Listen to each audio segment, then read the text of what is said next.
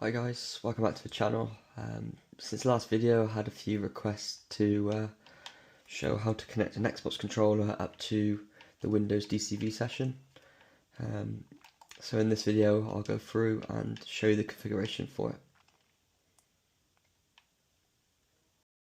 So this is going to be a direct follow-on from the previous video of setting up our Windows gaming PC on AWS and then accessing it through our DCV web browser. So the first thing I'll do is take us to the code. So this is essentially a script that will run now on the user data if you're doing a fresh install, or you can just run this script to get it all set up as well. As I've just done this from the previous video, I'll be just copy and pasting this script. So going over to our DCV session, I'm going to run a PowerShell script. I'm then going to click run as administrator.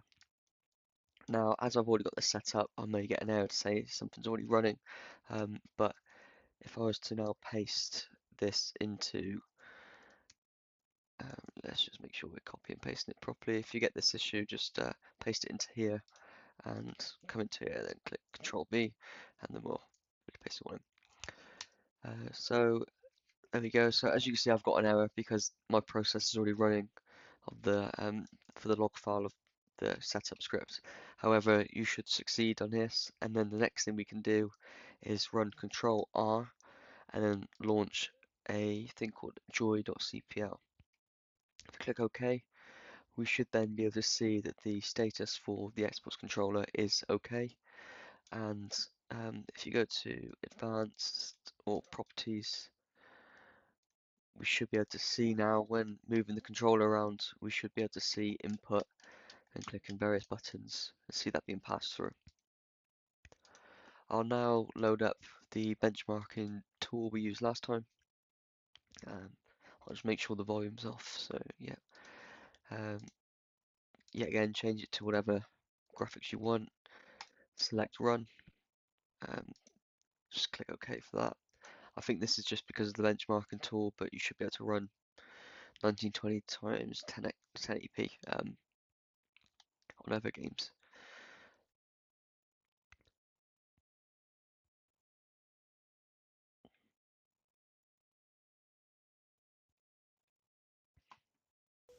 So yet again, I've now switched over to first person view.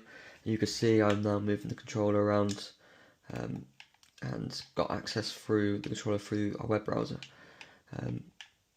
It's really cool and quite simple to set up. So just a little bit then on what this script actually does. So the first thing it does is downloads the Microsoft Xbox 360 controller cab. So it gets it from this address here. The next thing it does is compare the SHA hash to make sure it's valid.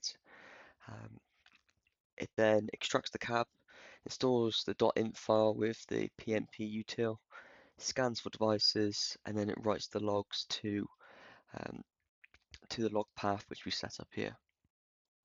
Now, if that doesn't make sense to you guys, don't worry.